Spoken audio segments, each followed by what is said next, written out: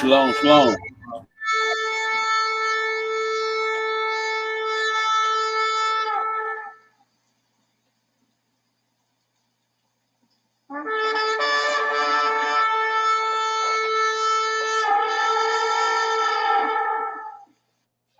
Hebrews. This is Prophets of Awakening. This is our evening Sabbath class, the 1st of April, 2023. We're just going to continue on what we was dealing with this morning about Genesis chapter 15 and the 210 years. We're going to finish reading that. I wanted to finish reading. So before we do that, though, I want to let everybody know that you can go to our YouTube channel, the Prophets of Awakening, and check out our videos. It's a lot of information given. And the videos will connect dots for you and lead you into the truth of the Holy Scriptures. And if you like it, what you're hearing and receiving, I'm asking you to like, share, and subscribe to the channel. And for those that don't know, this is a non-Messianic channel. We deal with the Tanakh and the Torah. Tanakh being the Old Testament, and the Torah being the first 5 books of the Old Testament that was given to Moses on Mount Sinai. Shalom and welcome to Prophets of Awakening, and welcome to our evening Sabbath class.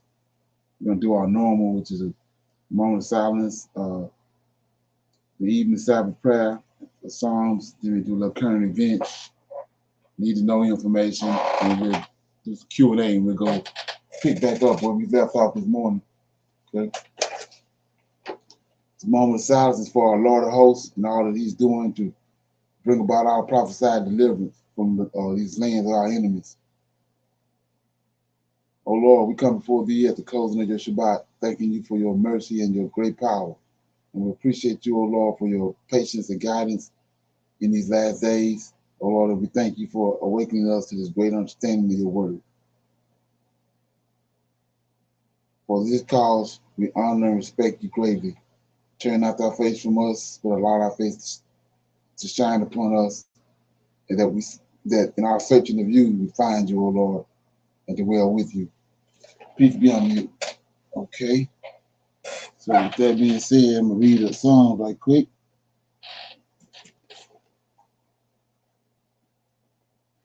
Okay. I'm going to read Psalm 60. It's a prayer for help against the foe. O God, thou hast cast us off. Thou hast scattered us. Thou hast been displeased. O turn thyself to us again. Thou hast made the earth to tremble. Thou hast broken it. Heal the breaches thereof, or it shaketh. Thou hast showed thy people hard things. Thou hast made us to drink the wine of astonishment. Thou hast given a banner to them that fear thee, that it may be displayed because of truth. Selah, that thy beloved may be delivered, saved with the right hand, with thy right hand. And hear me, God have spoken in his holiness. I will rejoice. I will divide Shechem, and I will mete out the valley of Sukkot. Gilead is mine, Manasseh is mine, Ephraim also is the strength of mine head. Judah is my lawgiver. Moab is my washpot. Over Edom will I cast out my shoe. Philistine, triumph thou because of me. Who will bring me into the strong city? Who will lead me into Edom? Will not thou, O God, which hast cast us off, and thou, O God, which didst not go out with our armies, give us help from trouble, for vain is the help of man. To God we shall go, we shall do valiantly, for he is that is he. It is that shall tread down our enemies. Okay, so that was Psalm 60, prayer for help against our foes. Any comments on that? Okay, so with that being said, we're going to go into our current event. Okay. Ladies and gentlemen, you know, there are several countries that want to get rid of the US dollar, and they mean now. They don't mean years down the line, they mean now. Right now, the US dollar is used all around the globe. It's like the default currency.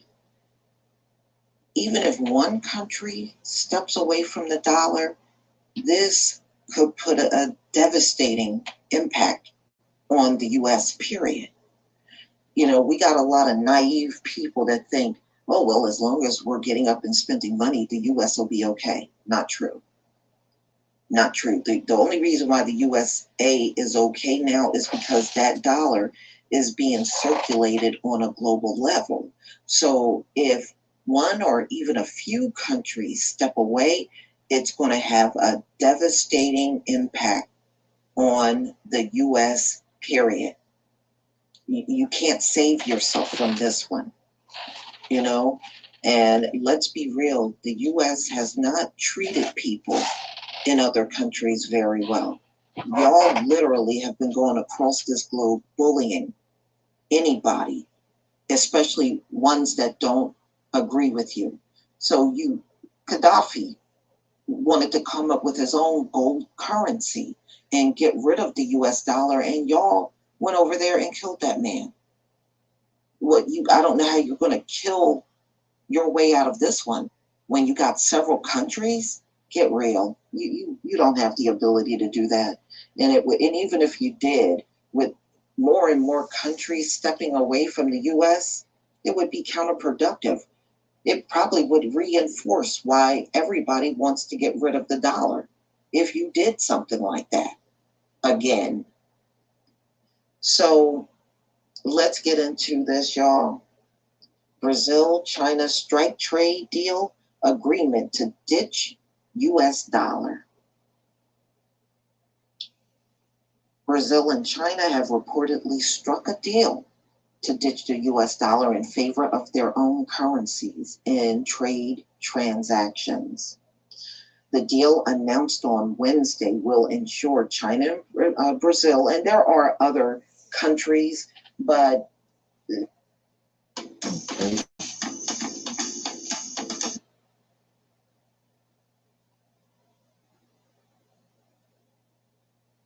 about China and Brazil because there's a lot of imports coming out of there. So if you drop the US dollar, it is really going to send the entire system into chaos. But these folks don't seem to care. They feel like they can wave the storm when they get rid of it. So Brazilian Trade and Investment Promotion Agency said a new arrangement is expected to reduce costs and promote even greater bilateral trade and facilitate investments. China is Brazil's largest trading partner, according to more than a fifth of all imports, followed by the US. Yes, for a long time, the US was the biggest importer for Brazil. But Russia actually, and I don't know if any of you are aware of this, but Russia actually knocked them out of that spot, the US, back in 2009. And China has been the leading importer ever since. The US has not been able to regain being the number one importer for Brazil. They can't get it back. Okay, any comments on that?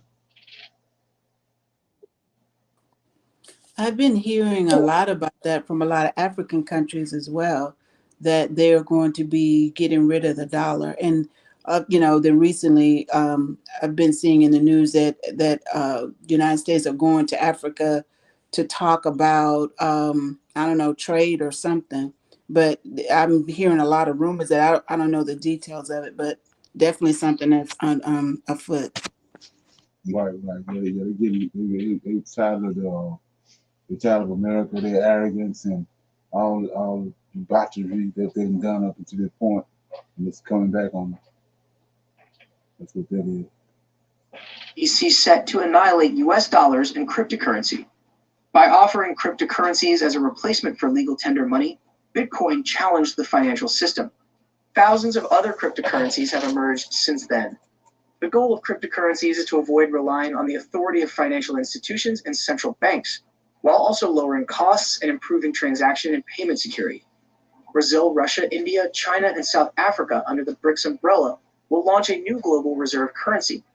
It is not Bitcoin, but a type of digital currency known as CBDC that is expected to replace the US dollar. The BRICS countries have joined forces to challenge the US dollar as the new global reserve currency, with the goal of developing the CBDC digital currency. A great reserve currency combines safety, liquidity, and return, which is why the BRICS may consider using gold. It is unlikely that the mercantilist BRICS countries would want to transfer significant foreign exchange reserves into this smaller sphere of influence. Countries like Russia might prefer to move into gold if they are concerned about the sanctions trajectory and the dollar's increasing weaponization. However, before we continue, kindly return the favor by liking, subscribing, and activating the bell notification feature to stay up to speed with business, economic history, international relations, geopolitics, and world affairs shaping global climate and our civilization. In October 2022, the author of the best-selling book Rich Dad, Poor Dad, Robert Kiyosaki, spoke on the topic and said that the US dollar is toast. Energy and commodity prices have decreased in value over the past 30 days, but some economists anticipate an increase in oil prices of $200 per barrel sometime in 2023. As other economies struggle with more serious inflation and growth concerns, the dollar has emerged as the preferred safe haven asset. The dollar will continue to serve as that defensive asset in the absence of an alternative payment method. The US and other Western nations imposed sanctions on Russia as retaliation for its annexation of Crimea and involvement in the conflict in Ukraine. In an effort to combat this, Dmitry claimed that the 5 BRICS countries had also discussed developing a single cryptocurrency for use in cross-country transactions. According to Pavel Nyazev, Deputy Director of the Foreign Policy Planning Department of the Russian Foreign Ministry, the Chinese RMB yuan, the Russian ruble, the Indian rupee, the Brazilian real, and the South African rand will form the basis of the new BRICS currency, which will be based on a basket of the currencies in the 5 member countries. By 2050, it is anticipated that these same nations will be the primary suppliers of manufactured goods, services, and raw materials. These 5 countries account for 42% of the global population, 3.2 billion people. 30% of the world's landmass, 23% of its population, and 18% of its trade. Additionally, a sizable portion of the world's resources are produced by these 5 countries, 26% oil, 40% corn, and 46% meat. Nyazev said during a discussion about growing BRICS and the Shanghai Cooperation Organization that the possibility and prospects of setting up a common single currency based on a basket of currencies of the BRICS countries is being discussed, adding that member states are actively studying mechanisms to exchange financial information to develop a trustworthy substitute for international payments. The BRICS countries previously announced that they were working to create a cooperative payment network in order to reduce their reliance on the Western financial system. Additionally, the member nations have been using more local currencies in their bilateral trade. The Russian ruble has had the best year a currency in the world this year, increasing in value by an average of over 30%, despite sanctions and a break in SWIFT service. According to Bakhtyar Takimov, the Russian presidential envoy for SCO Affairs and ambassador at large for the Foreign Ministry, the member nations of the Shanghai Cooperation Organization, SCO, are serious about moving to settlements in national currencies, but it will take time. Russia, China, India, Pakistan, Iran, Kazakhstan, Kyrgyzstan, Tajikistan, and Uzbekistan are all full members of the SCO, and 13 additional nations participate in the ASEAN and CIS trade blocs. With this unusual water hack, you can urinate at a speed 2.5 times faster than the average male. People are taught to believe that having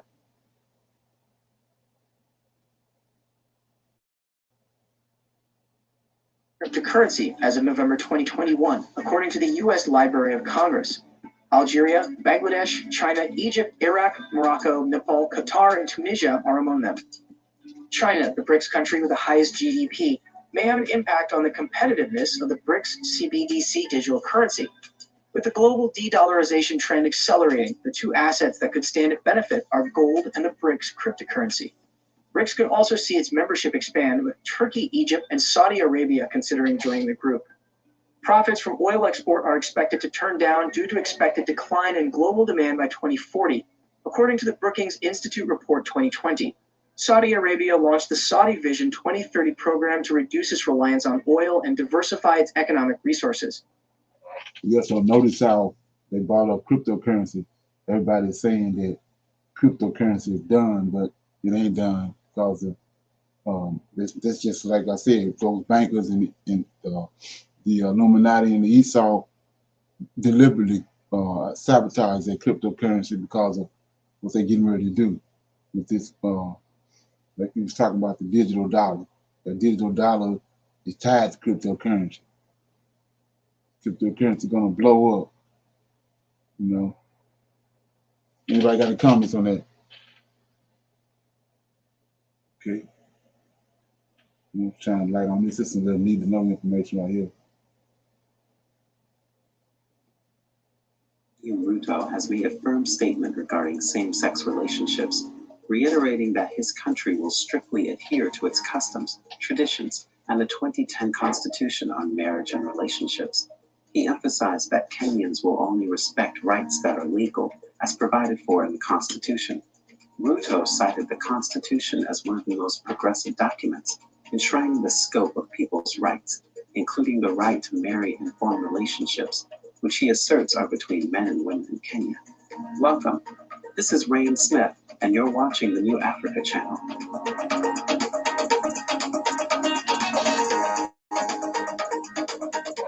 President William Ruto, who was in Germany earlier this week to meet with the German President Frank-Walter Steinmeier, addressed the issue in an interview with the German state media DWTV. The president stressed that Kenya's cultural and social norms are deeply entrenched in the Constitution, and that the country has no issue with how marriage is understood or interpreted in other jurisdictions. However, he made it clear that in Kenya, same-sex relationships are not recognized and will not be tolerated. Kenya as a country and me as a leader, we've taken the position that the provisions of the Constitution as it is today, the provisions of the law as it is today, we allow other countries to do what they want to do. We cannot dictate to Germans or Americans or French or Ugandans on what they want to do. That's theirs to choose.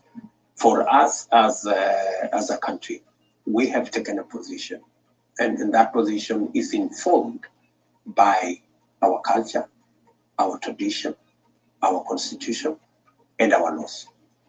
But those laws do date back to the colonial era in some cases. And critics outside would say, well, LGBT rights are an intrinsic part of human rights, which are internationally recognized.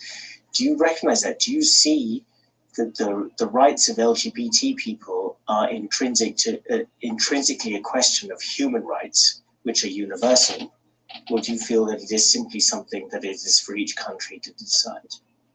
The Kenyan Constitution is a 2010 Constitution. In fact, it was celebrated as the most progressive constitution, providing especially the chapter on human rights and the rights of people and the extent of the protection of rights of people that is enshrined in the Constitution. And in that context, in the formulation of that Constitution, the people of Kenya spoke expressly as to what kind of rights and to what extent everybody can enjoy their rights without infringing on the rights of others. In Kenya, the only understanding of relationships around marriage is around men marrying women. That's the context of a relationship that exists in Kenya and exists in our constitution and is provided for in our constitution. And it can happen elsewhere. We have no issue with people celebrating their issues in America, in other countries. That is their choosing. What are your thoughts on President Ruto's recent comment? Okay, yeah. Anybody got any comments on that? What your thoughts is? That is a hot topic. I love how these leaders of these countries, particularly in Africa, are standing up and standing behind their position on this, because one of the things I heard a couple of weeks ago was that America had a press conference saying that if they don't recognize LGBTQ people, that they're going to stop the aid from going to Africa. And the man said, Right. well, Exactly. that's part of the problem anyway. Let's go ahead and stop it. So Right. I Exactly. love it. I think like you said earlier, the fact that America, the chickens are coming home to roost, basically, that all the things that they've done, the dictatorships, the coups, and all the stuff that they've done is coming back on them. You can't, because you want to do something, you can't go over somewhere else and tell somebody else what to do, and then constantly talk about respecting somebody's rights and their right to self-determination, but then when they don't, it's not what you say, then you want to tell them what to do. I love it. Right. Exactly. Then talk about democracy, like the guy was talking about this morning. You can't. Right, How is it a democracy when you coming in and dictating everything we do? You right. know, it's not a democracy. You know, And then he said they voted on it. So what are you talking yeah. about? They Right. voted on that. That's their democracy. That's what the people want. Right. Not Americans, like the guy was just saying. Yeah. Right. Anybody else got a comment on that? Okay. Yeah. So we're gonna open it up for some Q&A, questions and comments. Any dialogue anybody got something they want to deal with, they come across during the week. Okay, yeah. So nobody have no questions or comments. We're gonna move on to topic that we was dealing with this morning, which is I'm gonna read it again so we can get back lined out. I was in Genesis chapter 15. I'm gonna read it and then I'll let you know where I'm at with it. So it's in Genesis chapter 15, and I'm gonna read the prophecy that the Lord gave to Abraham. And it says 13, and he said unto Abram, Lord of hosts, said unto Abram, know of a surety that thy seed shall be a stranger in the land that is not theirs, and shall serve them, and and shall afflict them 400 years. And also that nation whom they shall serve will I judge, and afterwards shall they come out with great substance. And thou shalt go to thy fathers in peace, and thou shalt be buried in a good old age. But in the fourth generation they shall come hither again, for the iniquity of the Amorites is not yet full. So this morning I was taking, putting check marks on all the things and doing a comparison and contrast with what happened in Egypt and what they're telling us is happening here in America. And where we came to the conclusion was we started reading in Genesis chapter 63. I mean Jasher 63. And it said, and he said, verse 13, Genesis 15 and 13, and he said unto Abram, know for sure that thy seed shall be a stranger in a land in a land that is not theirs. And that happened when the most Lord of hosts, he's the one gave the prophecy to Abraham. So he's the one that's behind, he got to perform that. So he went to work immediately after that, after he had gave Abraham the prophecy. So the first thing happened was he caused a famine, and that brought the Israelites into the land of Egypt. That's the land. In verse 13, he says, and he said unto Abram, know of a surety that thy seed shall be a stranger in the land that's not theirs. So the famine, he caused a famine, and that's what brought the Israelites to this land where they were strangers at. It's not their land. And then it says, and shall serve them, and they shall afflict them 400 years. So we know that they got afflicted because of when the Esau and Ishmael came up against the Egyptians to fight against them. Jacob had to come in and help them. And then they realized the power that the Israelites had. So they immediately realized that they had to incapacitate them. They had to afflict them. So that's where the affliction came in at. And then the issue that I got with it is it said 400 years. But I showed you that in Genesis chapter, I'm gonna read it again when I finish reading tonight. But in Jasher 81, it tells you it was completed. It was 210 years was the time frame. And then verse 14 says, and also that nation whom they shall serve will I judge, and afterwards they shall come out with great substance. We dealt with that. After he brought the 10 plagues. And then they spoiled the Egyptians. They came out with great substance. And then 15 says, and thou shalt go to thy fathers in peace, and thou shalt be buried in good old age. That happened. Abraham died, went to his fathers. He was gathered unto his fathers in peace. And so 16 says, but in the fourth generation, they shall come hither again, for the iniquity of the Amorites not yet full. So we're going to deal with that last, but we're going to pick back up what we was reading this morning, too, so I can show you the time. That this time right here they gave us in Genesis 15 and 13 has been altered. Okay, so let's look at it. Everything else matches with the Egyptian captivity except the number of years they put in there. So let's go to the book of Jasher and pick up where we left. Okay, I'm in 70, chapter 70 of Jasher. So I'm reading.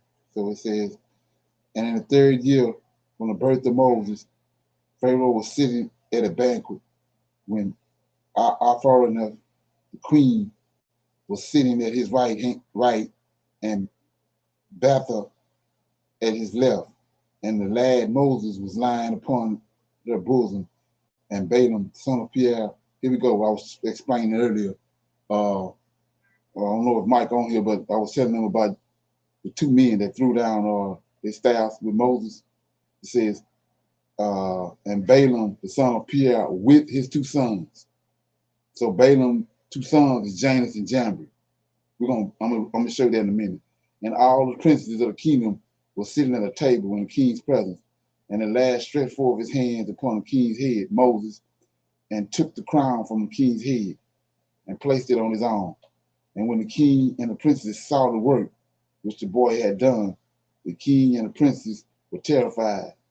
And one man to his neighbor expressed astonishment. And the king said unto the princes who were before him at the table, what speak you, and what say you, O ye princes, in this matter, and what is to be the judgment against the boy on account of this act? And Balaam, the son of Pierre, the musician, answered before the king and the princes, and he said, remember now, O my lord and king, the dream which thou didst dream many days since, and that which thy servant interpreted unto thee. Now therefore, this is the child from the Hebrew children, in whom is the Spirit of God, and let not my lord the king imagine that this youngster did this thing without knowledge. So let's go back. I want to bring everybody up to par. So it says, verse 4, and the king said unto the princes who were before him at the table, what speak you, and what ye say, O ye princes, in this matter, and what to do? What is it to be the judgment against the boy on account of this act? And Balaam, the son of Pierre, the musician, answered before the king and the princes, and he said, remember now, O my lord and king, the dream which thou didn't dream many days since. So we read earlier where Pharaoh had a dream that all his musicians, his wise men, all them, he saw a scale, balance on scale, and all the key musicians and all them was tied up and put on one scale, and then a young boy was put on the other scale, and the young boy weighed more than all the princes and all the wise men put together. He weighed more than them. That's what Balaam reminded him of the dream. So the little boy is Moses, and what it is saying is Moses got way more wisdom and knowledge than all his wise men in it together. That's what Balaam reminded him of. So verse 6 says, now therefore this child from the Hebrew children, in whom is the Spirit of God, and let not my lord the king imagine that this youngster did this thing without knowledge. For he is the Hebrew, and wisdom and understanding are with him, although he is yet a child. And with wisdom he has he done this, and chosen unto himself the kingdom of Egypt. For this is the manner of all Hebrews, to deceive kings and their nobles, to do all these things cunningly, in order to make the kings of the earth, and the men tremble. Surely thou knowest that Abraham their father acted thus, who deceived who deceived the army of Nimrod, king of Babylon, and Amalek, king of Gerar, and that he possessed himself of the land of the children of Heth and all the kingdoms of Canaan, and that he descended into Egypt and said to Sarah his wife, "She is my sister," in order to mislead Egypt and her king. His son Isaac also did so when he went to Gerar and dwelt there, and the strength prevailed over the army of Amalek and Amalek, king of the Philistines. He also thought of making the kingdom of the Philistines stumble in saying that Rebekah, his wife, was his sister. Jacob also dealt treacherously with his brother and took from his hand his brother and his blessing. He went then to Padan to the house of Laban, his mother's brother, and cunningly obtained from him his daughter and his cattle and all belonging to him, and fled away and returned to the land of Canaan to his father. His sons sold their brother Joseph, who went down into Egypt and became a slave and was placed in the prison house for 12 years, until the former Pharaoh dreamed dreams, withdrew him from the prison house, and magnified him above the princes in Egypt on account of his interpreting his dreams to him. And when God caused a famine throughout the land, he sent for and brought his father and all his brothers and the whole of his brothers' household, and supported them without price or reward, and bought the Egyptians for slaves. So 18, now therefore, my Lord, this Balaam talking, reminding him of the Israelites' history. Now, my Lord, King, behold, this child, Moses, has risen up in their stead in Egypt to do according to their deeds and to trifle with every king, prince, and judge. If it please the king, let us now spill his blood upon the ground. Lest he grow up and take away the government from thy hand, and the hope of Egypt perish after he shall have reigned. And Balaam said to the king, let us moreover call for all the judges of Egypt and the wise men thereof, this part of the dream, and let us know if the judgment of death is due to this boy, as thou hast said, and then we will slay him. And the Pharaoh sent and called all the wise men of Egypt, and they came before the king. And the angel of the Lord came amongst them, and he was like one of the wise men of Egypt. And the king said to the wise men, surely you have heard what the Hebrew boy who was in the house has done, and thus has Balaam judged in this matter. Now judge you also, and see what is due to the boy for the act he has committed. And the angel, whom seemed like one of the wise men of Pharaoh, answered and said as follows, before all the wise men of Egypt, and before the king and the princes, if it please the king, let the king send for men who shall bring forth him an onyx stone and a coal of fire, and place them before the child. And if the child shall stretch forth his hand and take the onyx stone, then shall we know that with wisdom has the youth done all that he has done, and we must slay him. Okay, verse 26. This 70, Joshua 70, verse 26. But if he stretch forth his hands unto the coal, then shall we know that it was not with knowledge that he did this thing, and he shall live. And the thing seemed good in the eyes of the king and the princes. So the king did according to the words of the angel of the Lord. And the king ordered an onyx stone and coal to be brought and placed before Moses. And they placed the boy before them. And the lad endeavored to stretch forth his hand to the onyx stone. But the angel of the Lord took his hand, placed it upon the coal, and the coal became extinguished in his hand. And he lifted it up and put it into his mouth, and burned part of his lips and part of his tongue. And he became heavy in the mouth and tongue. And when the king and the princes saw this, they knew that Moses had not acted with wisdom in taking off the crown from the king's head. So the king princes refrained from slaying the child. So Moses remained in the Pharaoh's house, growing up, and the Lord was with him. So anybody ever heard the story that Moses was like Titan? Anybody ever heard that? Nobody heard that I before? didn't. I didn't hear he was. Go ahead. Somebody was talking. Go ahead.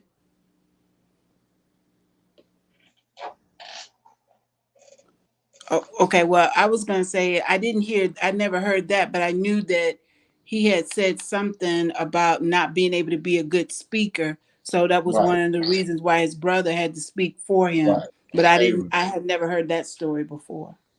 Right. Well, this is why he can't talk right here. So the angel had to cause him to put the coal in his mouth, and it messed his mouth up. And so that's why then the angel of the Lord went and got Aaron, told Aaron to be the spokesman for Moses. But this is why Moses couldn't have a speech problem right here. That's huge.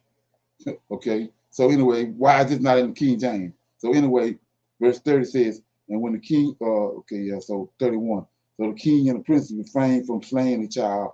So Moses refrained in the Pharaoh's house growing up, and the Lord was with him. So he had to do that in order to save his life. It says, and while the boy was in the king's house, he was robed in purple, and he grew up among the children of the king. And when Moses grew up in the king's house, Bethel, the daughter of Pharaoh, considered him as a son, and all the house of the Pharaoh honored him, and all the men of Egypt were afraid of him. So let's look at this right here, because this is going to come into play in a minute. So this Bethel is the Pharaoh's sister that the basket, when Moses was in the basket, and he flowed down to the Nile River, he flowed right to her.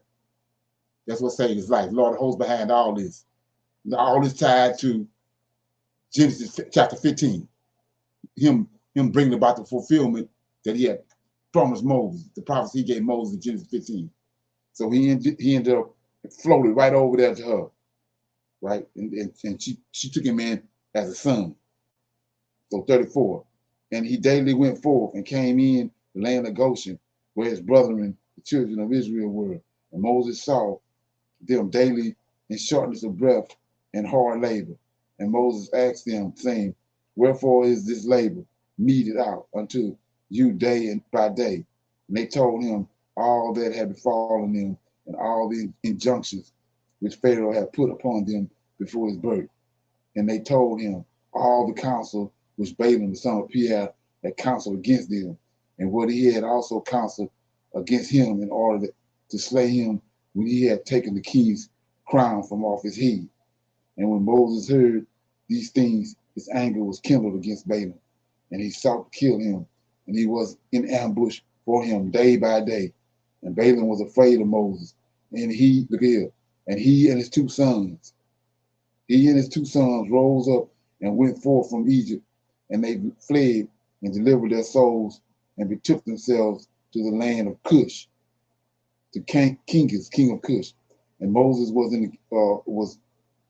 in the king's house, going out and coming in, and the Lord gave him notice where Balaam went. He went to the kingdom of Cush, right? Moses was in the king's house, going out and coming in, and the Lord gave him favor in his eyes, in the eyes of Pharaoh, and in the eyes of his servants, and in the eyes of the people of Egypt. And they loved Moses exceedingly. And the day arrived when Moses went to Goshen to see his brethren, that he saw the children of Israel in their burden and hard labor, and Moses was grieved on their account. And Moses returned to Egypt, came to the house of Pharaoh, and came before the king. And Moses bowed down before the king. And Moses said unto the Pharaoh, I pray thee, my Lord, I have come to seek a small request from thee. Turn not away my face empty.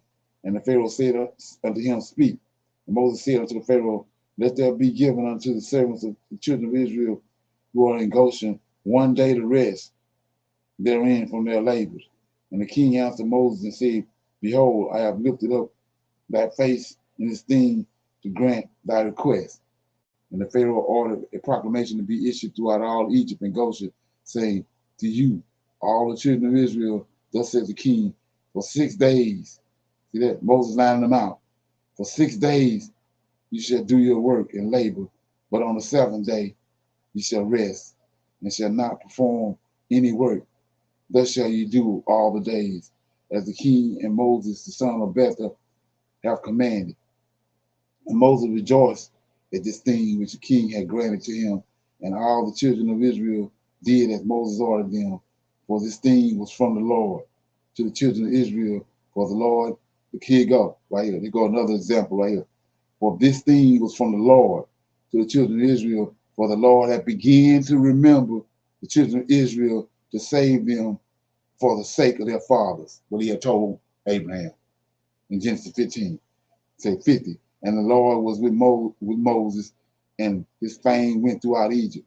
And Moses became great in the eyes of all the Egyptians and in the eyes of all the children of Israel, seeking good for his people Israel and speaking words of peace regarding them to the king. So that was Joshua 70. Anybody got a question before I start at 71? Okay, chapter 71. And when Moses was 18 years old, keep in mind, we follow this timeline, right? And when Moses was 18 years old, he desired to see his father and mother, and he went to them to Goshen. And when Moses had come near Goshen, he came to the place where his children of Israel were engaged in work, and he observed their burdens, and he saw an Egyptian smiting one of his brethren. And when the man who was beaten saw Moses, he ran unto him for help. For the man Moses was greatly respected in the house of Pharaoh. And he said to him, My Lord, attend to me. This Egyptian came to my house in the night, bound me, and came to my wife in my presence, and now he seeks to take my life away. And when Moses heard this wicked thing, his anger was kindled against the Egyptian. And he turned this way and the other. And when he saw there was no man there, he smote the Egyptian and hid him in the sand and delivered the Hebrew from the hand of him that smote him. Okay? And then it says, and the Hebrew went to his house, and Moses returned to his home, and he went forth and came back to the king's house. And when the man had returned home, he thought of repudiating his wife, for it was not right in the house of Jacob for any man to come into his wife after she had been defiled. So I'm going to read that again. I'm going to take you to Genesis, right? We're going to cover all the bases. And when the man had returned home, he thought in repudiating his wife. So he wanted the Egyptian that had already been with him. So he says, he came back, and then when the man returned from his home, he thought of repudiating his wife, to bring her back. For it was not right in the house of Jacob for any man to come to his wife after she had been defiled. So Eve had been defiled by the serpent. Adam took her back. That's when he defiled himself. Okay, so anyway, and the woman went and told her brothers, and the woman's brothers sought to slay him, and he fell to his house, and he fled to his house and escaped. And the second day Moses went forth to his brethren and saw, and behold, 2 men were quarreling. And he said to the wicked one, Why doest thou smite thy neighbor? And he answered him and said to him, Who has set thee for a prince and a judge over us? Doest thou think to slay me as thou didst slay the Egyptian? And Moses was afraid, and he said, Surely the thing is known. And the Pharaoh heard of this affair, and he ordered Moses to be slain. So God sent his angel, and he appeared unto the Pharaoh in the likeness of a captain of the guard. And the angel of the Lord took the sword from the hand of the captain of the guard and took his head off with it, for the likeness of the captain of the guard was turned into the likeness of Moses. Come on now.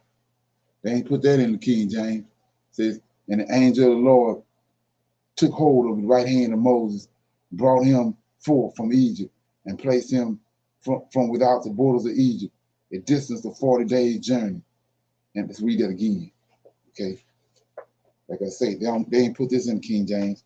It says, the angel of the Lord took the sword from the hand of the captain of the guard, took his head off with it, for the likeness of the captain of the guard was turned into the likeness of Moses. So he made him look like he was Moses. And then 11, and the angel of the Lord took hold of the right hand of Moses, brought him forth from Egypt, placed him from without the borders of Egypt, a distance of 40 days' journey. So this ain't nothing new what he did to Ezekiel. He took Ezekiel by a nap of the hair and took him to a valley full of bones, right? Okay. 12. And Aaron and his brother alone remained in the land of Egypt. And he prophesied to the children of Israel, saying, Thus says the Lord God of our ancestors, throw away each man the abominations of his eyes, and do not defile yourselves with the idols of Egypt. And the children of Israel rebelled and would not hearken to Aaron at this time. And the Lord thought to destroy them, were it not that the Lord remembered. Here you go. Here we go again. For the Lord thought to destroy them, were it not for the Lord remembering the covenant which he had made with Abraham, Isaac, and Jacob. In those days, the hand of Pharaoh continued to be severe against the children of Israel, and he crushed and oppressed them until the time when God sent forth his word, and he took notice of them, right? Then it says, and it was, chapter 72. Any comments in 71? Okay, I'm in 72. And it was in those days that there was a great war between the children of Cush and the children of the east, and Aaron, and they rebelled against the king of Cush, in whose hands they were. So let's break this down, because this is a doozy right here. So it says, remember that Balaam fled from Egypt and he went to Cush. Balaam and his son, Janus and Jambres. So now we see right here, Moses has been kicked out of Egypt.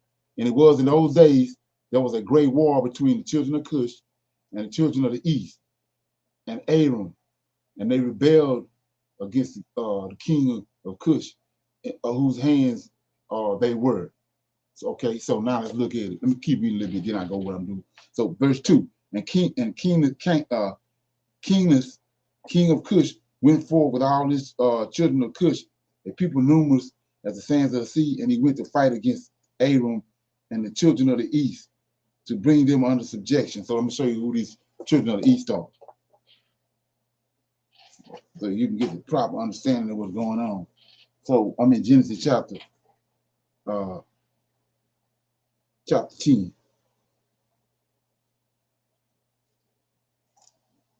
Genesis chapter 11.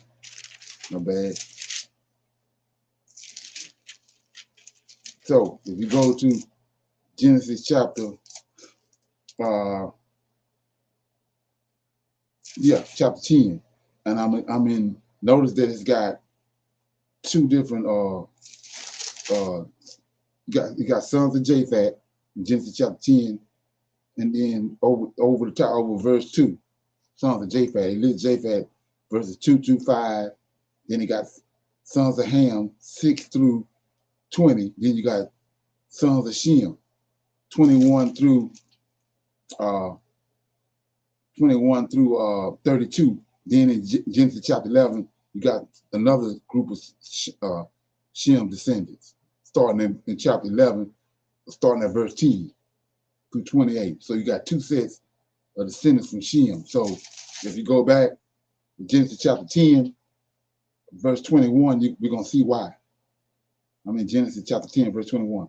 Under Shem also, the father of all children of Eber, this is where the word Hebrew come from, the brother of Japhet, the elder, even to him were children born. Now, the children of Shem, Elam, Asher, Arphaxad, Lud, there go Abram right there. See that? Abram. That's the guy we just read that's with Cush. His descendants are with Cush. So 23 says, and the children of Abram, Uz, Hud, Gedor, and Mesh, and Araphat begot Selah, and Selah begot Eber. And under Eber were born two sons. That's why you got two different sets of sons of Sam, sons of Shem.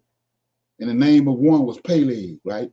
For in his days, the earth was divided, and his brother's name was Joktan. So when he said the earth was divided, this one, the earth was divided up by these angels, right here, in the days of Peleg. So now we see in verse 26, Joktan, the two boys born, Peleg and Joktan. Verse 26, Genesis 10 and 26, Joktan begot Almadad and Sheleph, and Hazarmouth, and Jara, and Hadum, and Uziel, and Dikla, Obel, Abimael, and Sheba, and Ophir, Havilah, Jobab. All these were sons of Joktan. So these Joktan descendants, right? And their dwelling was from the Mesha as you go towards Sephor, a mount to the east. So these are the people of the east, right here. These people of the east, they Hebrews, and they with Cush. Aram descendants. They tied to Aram. See that? So 31. These are the sons of Shem, after their families, after their tongues and their lands, after their nations. These are the families of the sons of Noah, after their generation in their nation. By these were the nations divided in the earth. Then we're going to pick up in the Tower of Babel. And the whole earth was one language and one speech, and it came to pass as they journeyed from the east. So that's the people over here. We just read in Joktan descendants. They journeyed to the east, right? It says, and it came to pass they journeyed from the east, that they found a plain in the land of Shinar and dwelt there. That's the people of the east right here. Right? So just for GP, let's go to 2 Kings right quick. I want to show you something else so you understand what's going on. 2 Kings. Okay, this is when Josiah got killed. Let's get it right quick. Okay, I'm in chapter 2 Kings 23. I'm starting at verse 28. So it says, now the rest of the acts of Josiah and all that he had did, are they not written in the books of the chronicles of the kings of Judah? Say, in the days of Pharaoh Necho, king of Egypt, went up against the king of Assyria to the river Euphrates, and the king of Josiah, and King Josiah went against him, and he slew him at, no, this ain't it. Let's go to Second Chronicles. Second Chronicles go more in depth. Second Chronicles, let me get it. Give me a minute.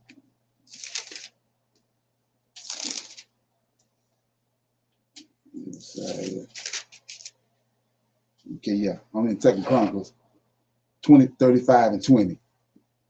Says, let me know if you got it. 35 and 20. Second Chronicles. You got it?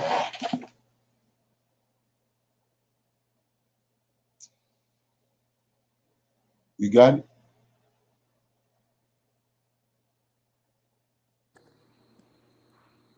Can y'all hear me? Yes, we can hear you. Go ahead. Okay, I'm in Second Chronicles 35 and 20. After all this, when Josiah had prepared the temple, Necho, king of Egypt, came up to fight against Carmel of Euphrates. Josiah went out against him, but he sent messengers unto him, saying, what have I to do with thee, thou king of Judah? I come not against thee this day, but against the house wherewith I have war. For God commanded me to make haste. Forbid thee from meddling with God, who is with me, that he destroy you not. So why is he talking to Josiah like that? Because he from Joktan descendants. He a Hebrew too. So he telling them, God, our God, sent me. What you doing? You ain't got no business meddling this. Going on about your business. But Josiah didn't listen. That's how Josiah got killed. So those are people of the East. Okay, so let's pick back up what we said. I just want you to understand what's really going on. So I'm in Jasher 72 verse 3. And when Kangas went out, he left Balaam the musician with his two sons to guard the city. And the Lord sought of the people in the land. So King Kangas went forth to Aram. There you go, Aram.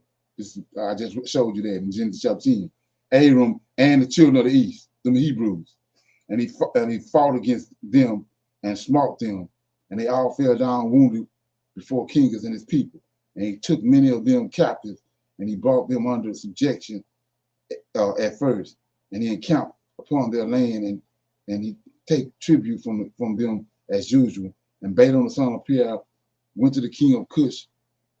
When the king of Cush had left him to guard the city and the poor of the city, he rose up and advised with the people of the land to rebel against King Canchus, not to let him enter the city when he should come home. And the people of the land hearkened to him, and they swore to him and made him king over them, and his two sons were captains of the army. So they rose up and raised the walls up of the city at the two corners, and they built an exceedingly strong building. And at the third corner, they dug ditches without number between the city and the river, which surrounded the whole land of Cush. And they made the waters of the river burst forth there. At the fourth corner, they collected numerous serpents by their incantations and enchantments, and they fortified the city and dwelt therein, and no one went out or in before them. And Canchus fought against Aram and the children of the east, and he subdued them as before. And they gave him their usual tribute, and he went to return to his land.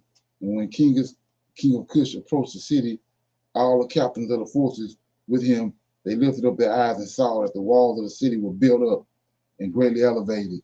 So the men were astonished at this, and they said one to another, it is because they saw that we were delayed in our battle and were greatly afraid of us. Therefore have they done this thing and raised the city walls and fortified them, so that the kings of Canaan might not come in battle against them.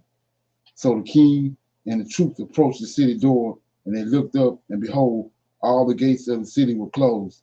And they called out to the sentinels, saying, open unto us, that we may enter the city. But the sentinels refused to open to them by the doors of Balaam the musician, their king. They suffered them not to enter the city. So they raised a battle with them opposite the city gate, and 130 men of the army of Canchus fell that day. And on the next day they continued to fight, and they fought at the side of the river. They endeavored to pass, but were not able. So some of them sank into the pits and died. So the king ordered them to cut down trees to make rafts upon which they might pass to them, and they did so. And when they came to the place of the ditches, the waters revolved by mills, and 200 men upon the rafts were drowned.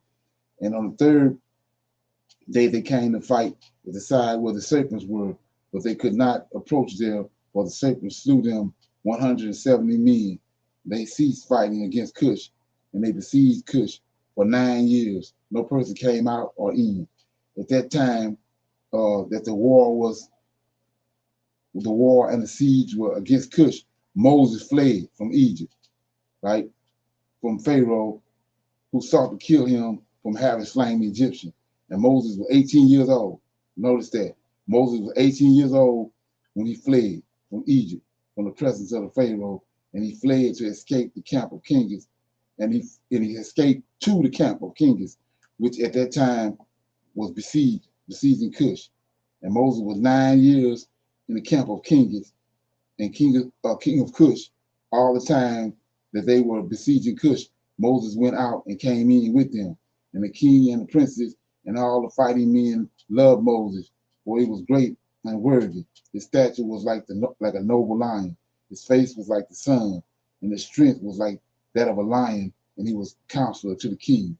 And at the end of 9 years, Canchus was seized with a mortal disease, and his illness prevailed over him, and he died on the seventh day.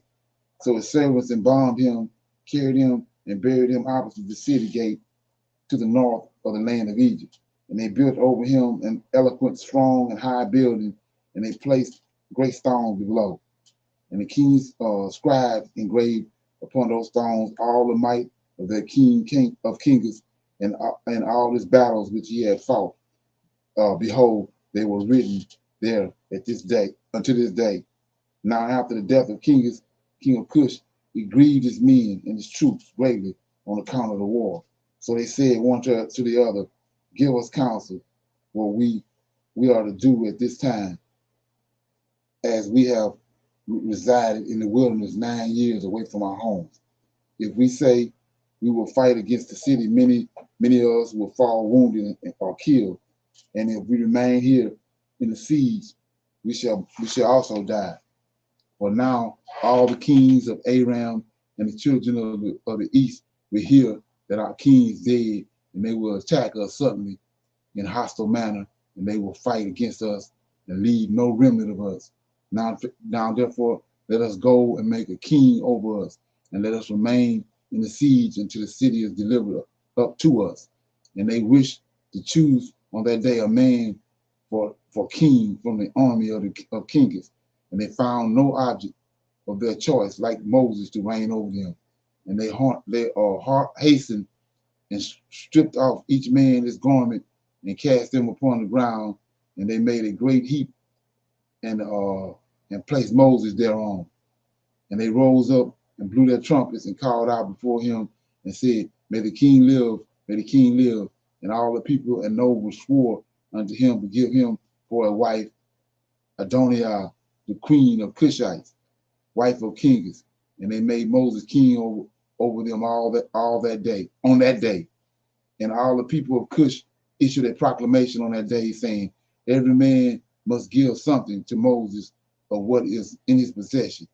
And they spread out a sheet upon the heap, and every man cast into it something of what he had, one of gold earrings and the other of coins. Also onyx stones, bedwin, pearls, marble, did the children of Cush cast unto Moses upon the heap. Also silver and gold in great abundance. And Moses took all the silver and the gold, all the vessels, and the bedwin and the onyx stone, which all the children of Cush had given him, and he placed them amongst his treasures. And Moses reigned over the children of Cush on that day in the place of king of Cush. So that was chapter 72, right? In 73. In the 55th year of the reign of the Pharaoh, king of Egypt, that is in the 100th, here we go. In the 55th year of the reign of Pharaoh, king of Egypt, that is in the 157th year of the Israelites going down into Egypt. There go your count. It's 157 years now since they went into Egypt, right? Pertaining to the prophecy he gave Moses, into Egypt, reign Moses in Cush. Moses was 27 years old when he began to reign over Cush, and 40 years he did he reign. And the Lord granted Moses favor and grace in the eyes of the children of Cush, and the children of Cush loved him exceedingly. So Moses was favored by the Lord and by men. And in the seventh day of his reign, all the children of Cush assembled and came before Moses and bowed down to him to the ground. And all the children spoke together in the presence of the king, saying, Give us counsel that we may see what is to be done to this city. For this is now 9 years that we have been besieging round about the city, and have not seen our children nor our wives. So the king answered them, saying, If you will hearken to my voice in all that I shall command you, then will the Lord give you the city into the hands, and we shall subdue it. Or if we fight with them as in the former battle, which we had with them before the death of kings, many of us will fall down wounded as before. Now therefore, behold, here is the counsel for you in this matter. If you will hearken to my voice, then will the city be delivered into our hands. So all the forces answered the king, saying, All that our Lord should command, that we will do. And Moses said unto them, Pass through and proclaim a voice in the whole camp unto all the people, saying, Thus says the king, Go into the forest and bring with you one of the young ones of the stock, each man a young one in his hand. And any person transgressing the word of the king, who shall not bring his young one, he shall die. And the king will take all belonging to him. And when you shall bring them, they shall be in your keeping. and ye shall rear them until they grow up, and ye shall teach them to dart upon, as it is the way of the young ones of the hawk. So all the children of Cush heard the words of Moses, and they rose up and caused a proclamation to be issued throughout the camp, saying unto all the children of Cush, the king's order is that you go all together to the forest, catch there a young stalk, each man his young one in his hand, and ye shall bring them home. And any person violating the order of the king shall die, and the king will take all that belongs unto him. And all the people did so, and they went out to the woods, and they climbed the fir trees and caught each man a young one in his hand, and all the young of the stalks, and they brought them into the desert and reared them by the order of the king, and they taught them to dart upon, similar to the young hawk. And after the young stalks were reared, the king ordered them to be hungered 3 days, and all the people did so. And on the third day, the king said unto them, strengthen yourselves and become valiant men, and put one each man his armor and gird on his sword upon him, and ride each man his horse, and take each his young stalk in his hand, and he will rise up and fight against the city at this place where the serpents are. And all the people did as the king had ordered, and they took each man his young one in his hand, and they went away. And when they came to the place of the serpents, the king said to them, send forth each man his young stalk upon the serpents. And they sent forth each man his young stalk at the king's orders, and the young stalk ran upon the serpents, and they devoured them all and destroyed them out of that place. And when the king and the people had seen that all the serpents were destroyed in that place, all the people set up a great shout, and they approached and fought against the city, took it and subdued it, and they entered the city. And there died on that day 1,100 men of the people of the city, all that inhabited the city. But the people besieging, not one died. So all the children of Cush went each to his home, and his wives and children, and all belonging to him. And Balaam, here we go. Balaam the musician, when he saw that the city was taken, he opened the gate. He and his 2 sons and 8 brothers fled and returned to Egypt. So they back in Egypt now. Balaam and Janus and Jambres, they back in Egypt to the Pharaoh, king of Egypt.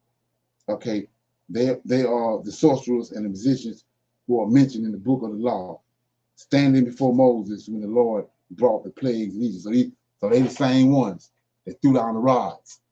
When Moses threw his rod down, Janus and Jambres, Balaam's 2 sons, threw theirs down. But Moses knew him. He'd been dealing with him. So let's keep going. So it says, so Moses took the city by his wisdom, and the children of Cush placed him on the throne instead of king as king of Cush. And they placed a royal crown upon his head, and they gave him a wife, Adoniah, the Cushite queen, wife of King. And Moses feared the Lord God of his fathers, so that he came not to her, nor did he turn his eyes to her. For Moses remembered how Abraham had made his servant Eleazar swear, saying unto him, thou shalt not take a wife from the daughters of Canaan for a son, or for thy son Isaac. Also, what Isaac did when Jacob had fled from his brother, when he commanded him, saying, thou shalt not take a wife from the daughters of Canaan, nor make an alliance with any of the children of Ham. For the Lord our God gave Ham, the son of Noah, and his children and his seed as slaves to the children of Shem, and to the children of Japheth, and unto their seed after them for slaves forever. Therefore Moses turned not his heart nor his eyes to the wife of kings all the days that he had reigned over Cush. And Moses feared the Lord his God all his life, and Moses walked before the Lord in truth, and with all his heart and soul.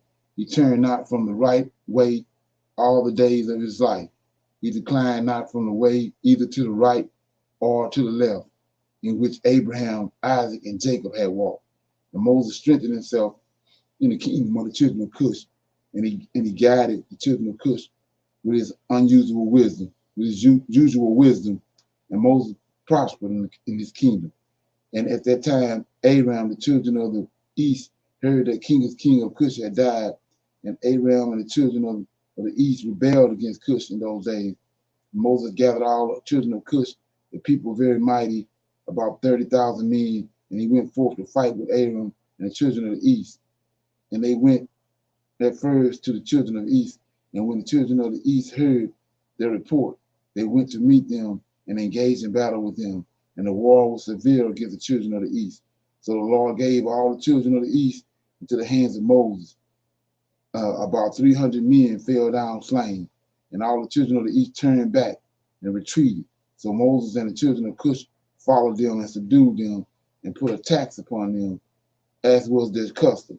So Moses and all the people with him passed from there to the land of Aram for battle. And the people of Aram also went to meet them, and they fought against them. And the Lord delivered them into the hands of Moses. Okay, 1 minute. Okay, says, and the Lord also was subdued by, and Aram was also subdued by Moses and the people of Cush, and also gave their usual tax. And Moses brought Aram and the children of the east under subjection to the children of Cush. And Moses and all the people who were with him turned to the land of Cush.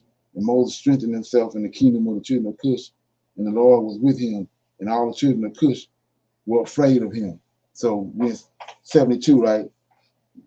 Chapter 72. In the end of years died Saul, king of Edom, and Baal Canaan, the son of Achabar, reigned in his place. In the 16th year of the reign of Moses over Cush, Baal Canaan, the son of Achabar, reigned in the land of Edom over the children of Edom for 38 years, 38 years. In his days, Moab rebelled against the power of Edom, having been under Edom since the days of Hadad, son of Bedad, who smote them in Midian and brought Moab under subjection to Edom. And when Baal Chanaan, the son of Achabar, reigned over Edom, all the children of Moab withdrew their alliance from Edom. And Angus, king of Africa, died in those days, and Azrubal, his son, reigned in his stead.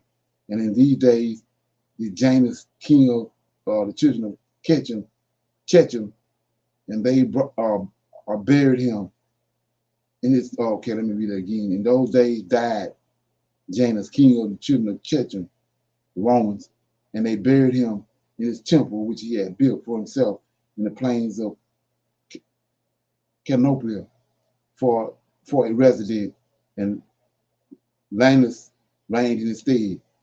In the 22nd year of the reign of Moses over the children of Cush, Lanus reigned over the children of Chechem 45 years. And he also built for himself a great and mighty tower, and he built therein an elegant temple for his resident to conduct his government, as was the custom. In the 3rd year of his reign, he caused a proclamation to be made to all his skillful men who made many ships for him. And Latinus assembled all his forces, and they came in ships and went therein and to fight with Azrubal, son of Angus, king of Africa, and they came to Africa and engaged in battle Azrubal and his army. And Latinus prevailed over Azrubal, and Latinus took for Azrubal the aqueduct which his father had brought from the children of Chechem, when he took Jaina, the daughter of Uzzah, for a wife, and Latinus overthrew the bridge and aqueduct and smote the whole army of Azrubal by a severe blow. And the remaining strong men of Azrubal strengthened themselves, and their hearts were filled with envy, and they courted death, and again engaged in battle with Latinus, king of Chechem, and the battle was severe upon the men of Africa, and they all fell wounded before Latinus and his people. And Azrubal king also fell in that battle. And King Azrubal had a very beautiful daughter whose name was Upenzela, and all the men of Africa embroidered her likeness on their garments, embroidered their likeness on their garments on account of her great beauty and comely appearance. And the men of Libnah saw Ishla, well, I can't say that name, the daughter of Azabal, and praised her unto Libnah's their king. And Libnah ordered her to be brought to him. And Libnah took Azabel for a wife, and he turned back to his own, to his turn on his way to Checham. And it was after the death of Azabal, son of Angus, when Landis had turned back to his land from the battle, that all the inhabitants of Africa rose up and took Anabal, the son of Angus, the younger brother of Azabal, and made him king instead of his brother over the whole land of Africa. Okay? And when he reigned, he resolved to go to Checham to fight with the children of Checham to avenge the cause of Azabal, his brother, and to cause the inhabitants of Africa, and he did so. And he made many ships, and he came therein with his whole army, and he went to Checham. And Anabal fought with the children of Checham, and the children of Checham fell wounded before Anabal and his army, and Anabal avenged his brother's cause. And Anabal continued the war for 18 years with the children of Checham. And Anabal dwelt in the land of Checham, and encamped there for a long time. And Anabal smote the children of Checham very severely, and he slew their great men and princes, and of the rest of the people he smote about 80,000 men.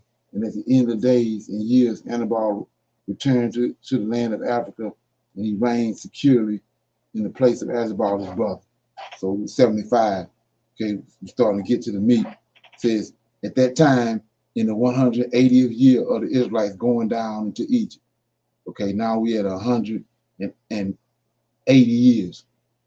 They from the Israelites going down into Egypt. There went forth from Egypt valiant men. We read this before, 30,000 on foot from the children of Israel, who were all of the tribe of Joseph, the children of Ephraim, son of Joseph. For they said the period was completed, which the Lord had appointed to the children of Israel in times of old, which he had spoken to Abraham. There go the prophecy right there. So we see right here at 180 years, that wasn't the time because they left too early, right? And the Most High dealt with them. So it says, and these men girded themselves, and they put each man his sword at his side, and every man his armor upon him, and they trusted on their strength, and they went out together from Egypt with a mighty hand, but they brought no provision for the road, only silver and gold, not even bread, for that day did they bring in their hands, for they thought of getting their provision for pay from the Philistines, and if not, they would take it by force. And these men were very mighty and valiant. One man could pursue 1,000, and two could rout 10,000. So they trusted in their strength and went together as they were, and they directed their course toward the land of Gath. And they went down and found the shepherds of Gath feeding the cattle of the children of Gath. And they said to the shepherds, give us some of the sheep for pay, that we may eat. For we are hungry, and we have eaten no bread this day. And the shepherd said, are they our sheep or cattle that we should give them to you, even for pay? So the children of Ephraim approached to take them by force. And the shepherds of Gath shouted over them that their cry was heard at the distance. So all the children of Gath went out to them. And when the children of Gath saw the evil doings of the children of Ephraim, they returned and assembled the men of Gath, and they put on each man his armor and came forth to the children of Ephraim for battle. And they engaged with them in the valley of Gath, and the battle was severe, and they smote from each other a great many on that day. And on the second day, the children of Gath sent all the cities of the Philistines that they should come to their help, saying, come up unto us and help us, that we may smite the children of Ephraim, who have come forth from Egypt to take our cattle and to fight against us with our cause. Right? Now, the souls of the children of Ephraim were exalted with hunger and thirst, for they had not eaten no bread 3 days. And the 40,000 men went forth from the cities of the Philistines to the assistance of the men of Gath. These men were engaged in battle with the children of Ephraim, and the Lord delivered the children of Ephraim into the hands of the Philistines. So now here we go. It's getting hot. So 16, they smote all the children of Ephraim, all who had gone forth from Egypt. None remained but the 10 men who had ran away from the engagement. Now here we go. 4. The reason why the Lord allowed this to happen, verse 17 says, for this evil was from the Lord against the children of Ephraim, for they had transgressed the word of the Lord in going forth from Egypt before the period had arrived, which the Lord had in days old had appointed to Israel. That's Moses. That's Genesis chapter 15, right there. So it says 18.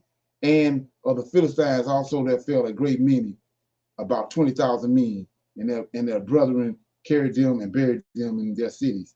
And the slain of the children of Ephraim remained forsaken in the valley of Gab for many days and years, and were not brought to burial, and the valley was filled with men's bones. 20. And the men who had escaped from the battle came to Egypt and told all the children of Israel all that had befallen them. And their fathers Ephraim mourned over them for many days, and his brethren came to console him. And he came unto his wife, and she bore a son, and called his name Burah, for she was unfortunate in his house, right? So now we're in verse chapter 76. And Moses, son of Aaron, was still king in the land of Cush in those days, and he prospered in his kingdom, and he conducted the government of the children of Cush in the justice and in righteousness and integrity. And all the children of Cush loved Moses all the days that he reigned over them, and all the inhabitants of the land of Cush were greatly afraid of him. And in the 40th year of the reign of Moses over Cush, Moses was sitting on the royal throne, while Adoniah the queen was before him, and all the nobles were sitting around him. And Adoniah the queen said before the king and the princes, what is this thing which you, the children of Cush, have done for this long time? Surely you know that for 40 years that this man has reigned over Cush, he has not approached me, nor has he served the gods of the children of Cush. Now therefore hear, O ye children of Cush, and let this man no more reign over you, as he is not of our flesh.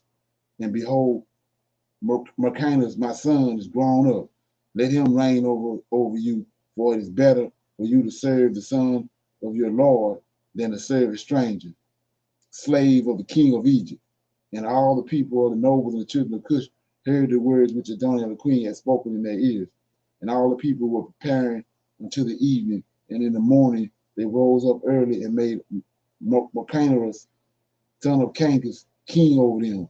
And all the children of Cush were afraid to stretch forth their hands against Moses, for the Lord was with Moses. And the children of Cush remembered the oath which they had sworn to Moses. Therefore they did no harm to him. Right? Okay. But here you go. But the children of Cush gave many presents to Moses and sent him from them with great honor. So here we go. So Moses went forth from the land of Cush and went home and ceased to reign over Cush. And Moses was 66 years old when he went forth from the land of Cush. For the thing was from the Lord, for the period had arrived, which he had appointed in days old to bring forth Israel from the affliction of the children of Ham. There you go, Genesis chapter 15 again. So Moses went to Midian. He was afraid to return to Egypt on account of the Pharaoh, and he went and sat at a well of water by Midian. And 7 daughters of Raul the Midianite went out to feed their father's flocks, and they came to the well and drew water to the water their father's flock. So the shepherds of Midian came and drove them away, and Moses rose up and helped them and watered the flock. And they came home to their father Raul and told him what Moses did for them. And they said, an Egyptian man has delivered us from the hands of his shepherds. He drew up water for us and watered the flock. And Raul said unto his daughters, and where is he? Wherefore have ye left the man? And Raul sent for him and fetched him and brought him home, and he ate bread with him. And Moses related to Raul that he had fled from Egypt, and he had reigned 40 years over Cush, and that they had afterwards had taken the government from him and had sent him away in peace with honor and with presents. And And when Moses related to, okay, and when Raul had heard the words of Moses, Raul said within himself, I will put this man into the prison house, whereby I shall consolate the children of Cush for the children of Cush, for he has fled from them. Okay, give me 1 minute.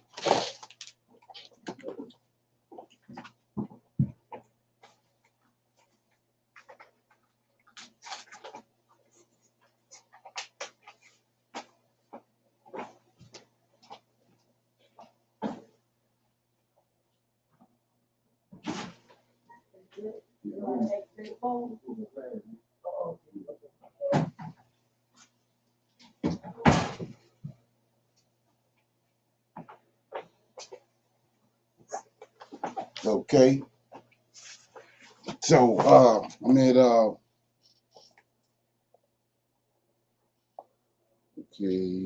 in 21. And Moses related to Raul that he had fled from Egypt and that he reigned 40 years over Cush, and that they had afterwards had taken the government from him and had sent him away in peace with honor and with presence. When Raul had heard the words of Moses, Raul said up within himself, I will put this man into the prison house, whereby I shall consolate children of Cush, for he had fled from him. And they took and put him into a prison house. And Moses was in prison 10 years. And while Moses was in the prison house, Zephaniah, the daughter of Raul, took pity on him and supported him with bread and water all the time. And all the children of Israel were yet in the land of Egypt, serving the Egyptians in all manner of work. And the hand of Egypt continued severity over children of Israel in those days. And at that time, the Lord smote Pharaoh, king of Egypt, and he afflicted with the plague of leprosy from the sole of his foot to the crown of his head.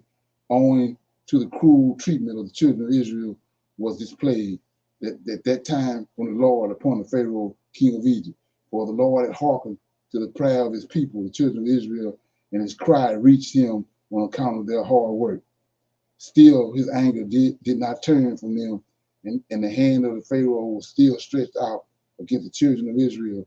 And the Pharaoh hardened his neck before the Lord, and he increased his yoke over the children of Israel and embittered their lives with all manner of hard work. And when the Lord had inflicted the plague upon the Pharaoh, king of Egypt, he asked his wise men and sorcerers to kill him. And his wise men and sorcerers said unto him that if the blood of little children were put into the wound, he would be healed. And the Pharaoh hearkened to them and sent his messengers to Goshen to the children of Israel to take their little children. And the Pharaoh took infants of the children of Israel from the bosom of their mothers by force, and they brought them to the Pharaoh daily, a child each day. And the physicians killed them and applied them to the plague. Thus did they all the days. And the number of children which the Pharaoh slew were 375. But the Lord hearkened not to the physicians of king of Egypt, and the plague went on increasingly mightily. And the Pharaoh was 10 years afflicted with that plague. Still, the heart of the Pharaoh was more hardened against the children of Israel. And at the end of 10 years, the Lord continued to afflict the Pharaoh with destructive plagues. And the Lord smote him with a bad tumor and sickness at the stomach. And that plague turned to a severe boil. Now, at that time, the two ministers of the Pharaoh came from the land of Goshen, where all the children of Israel were, and went to the house of the Pharaoh and said to him, we have seen the children of Israel slacking in their work and negligent in their labor. And when the Pharaoh heard the words of his ministers, his anger was kindled against the children of Israel exceedingly, and he was greatly grieved at his bodily pain. And he answered and said, now that the children of Israel know that I am ill, they turn and scoff at us. Now therefore harness my chariot for me, and I will betake myself to Goshen, and I will see the scoff of the children of Israel with which they are deriding me. So So his servants harnessed the chariot for him, and they took and made him ride upon a horse, for he was not able to ride of himself. And he took with him 10 horsemen and 10 footmen, and went to the children of Israel to Goshen. And when they had come to the borders of Egypt, the Egyptian horse passed into a narrow place, elevated in the hollow part of the vineyard, fenced on both sides, and low plain country being on the other side. And the horses ran rapidly into that place and pressed each other, and the other horse pressed the king's horse. And the king's horse fell into a low place while the king was riding upon it. And when he fell, the chariot turned over, and the king's face and the horse lay upon the king, and the king cried out, and his flesh was very sore. And the flesh of the king was torn from him, and his bones were broken, and he called, and he could not ride. For this thing was from the Lord to him, for the Lord had heard the cries of the people, of his people, the children of Israel, and their affliction. And his servants carried him upon their shoulders, a little at a time, and they brought him back to Egypt. And the horsemen who were with him came also back to Egypt, and they placed him in a bed. And the king knew that his end was coming.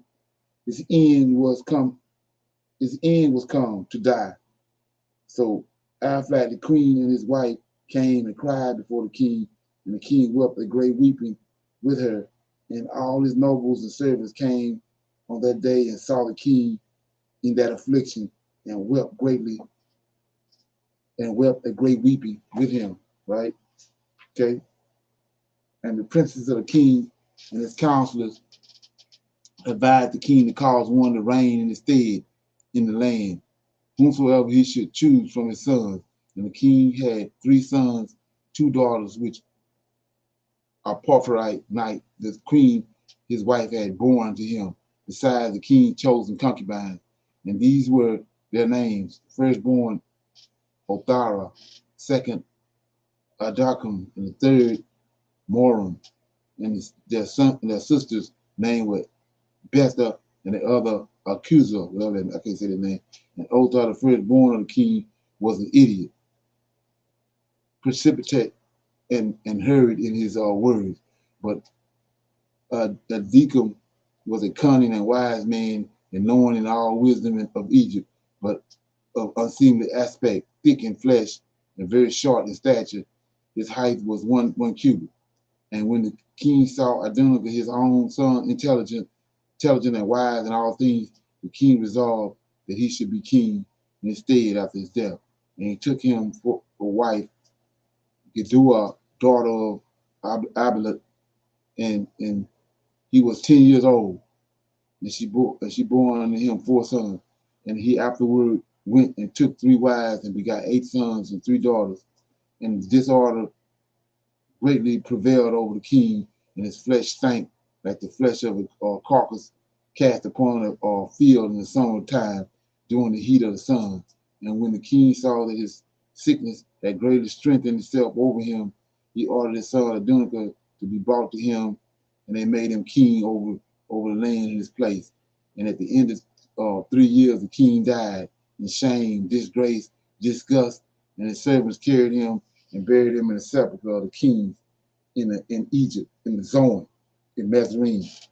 Okay, but they embalmed him not, as was usual for a king, for his flesh was purid, and they could not approach to embalm him on account of the stench.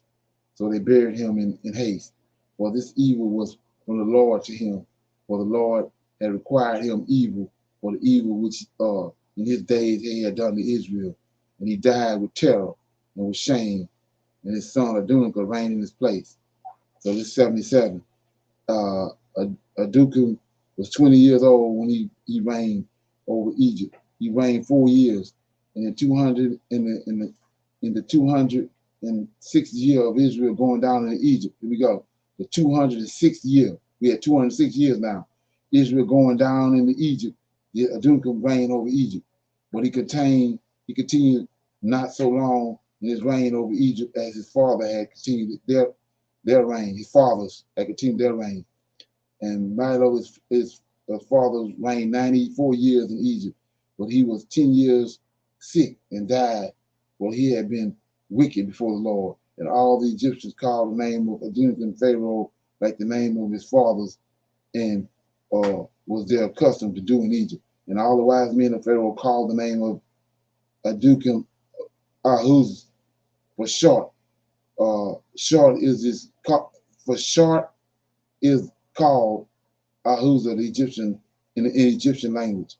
And Adukim was exceedingly ugly, and he was a cubit and a span, and he had a great beard which reached to the soles of his feet. And the Pharaoh sat upon his father's throne to reign over Egypt, and he conducted the government of Egypt in his wisdom. And while he reigned, he exceeded his father and all the preceding kings in wickedness, and he increased his yoke over the children of Israel. And he went with his servants to Goshen to the children of Israel, and he strengthened the labor over them. And he said unto them, complete your work each day's task, and let not your hands slacken from work for this day forward, as you did in the days of my father. And he placed officers over them from among the children of Israel, and over these officers he placed taskmasters from among his servants. And he placed over them a measure of bricks for them to do according to their number, day by day. And he turned back and went to Egypt. And at that time, the taskmasters of Pharaoh ordered the officers of the children of Israel according to the command of the Pharaoh, saying, thus says Pharaoh, do your work each day and finish your task and observe the daily measure of the bricks, diminishing nothing. And it shall come to pass that if you are deficient in your daily bricks, I will put your young children in their stead. And the taskmasters of Egypt did so in those days as Pharaoh had ordered them. And whenever a deficiency was found in the children of Israel measure of their daily bricks, the taskmaster of Pharaoh would go to the wives of the children of Israel, take the infants of the children of Israel to the number of the bricks deficient, and they would take them by force from their mothers' laps and put them in the building instead of the bricks. And while their fathers and mothers were crying over them and weeping, when they heard the weeping of the voices of their infants in the walls of the building, and the taskmaster prevailed over Israel that the Israelites should place their children in the building, so that a man placed his son in the wall and put mortar over him, while his eyes wept over him, and his tears rained down upon his child. And the taskmasters of Egypt did so to the babes of Israel for many days, and no one pitied or had compassion over the babes of the children of Israel. And the number of the children killed in the building was 270, some whom they had built upon instead of the bricks which had been left deficient by their fathers, and some whom they had drawn out dead from the building. And the labor imposed upon the children of Israel in the days of Adukim exceeded the harshness that which they performed in the days of his father. And the children of Israel sighed every day on account of their heavy work, for they had said to themselves, behold, when Pharaoh shall die, his son will raise up and lighten our work. But they increased the latter work more than the former, and the children of Israel sighed at this, and their cry ascended to God on account of their labor. And God heard the voice of the children of Israel and their cry in those days, and God remembered to them his covenant which he had made with Abraham, Isaac, and Jacob. And God saw the burden of the children of Israel and their heavy work in those days, and he determined to deliver them. And Moses, son of Aaron, was still confined in the dungeon in those days in the house of Raul the Midianite. And Zipporah, the daughter of Raul, did support him with food secretly day by day. And Moses was confined in the dungeon in the house of Raul for 10 years, right?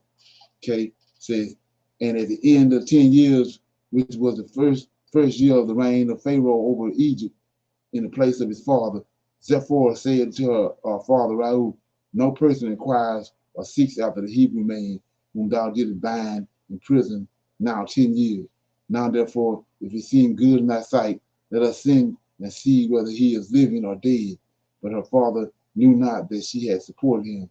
And Raoul, her father, answered and said unto her, has ever such a thing happened that a man should be shut up in a prison without food for 10 years and that he should live?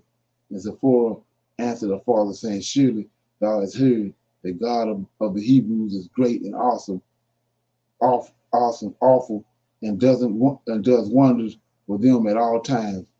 He it was who delivered Abraham from Ur of the Chaldeans and Isaac from the sword of his father, and Jacob from the angel of the Lord who wrestled with him at the ford of Jabbok. Also with this man as also with this man has he done many things. He delivered him from the river in Egypt and from the sword of Pharaoh, from the children of Cush. So also can he deliver him from the famine and make him live. And the thing seemed good in the sight of Raoul, and he did according to the words of his daughter, and sent to the dungeon to ascertain what became of Moses. And he saw, and behold, the man Moses was living in a dungeon, still upon his feet, praising and praying to the God of his ancestors.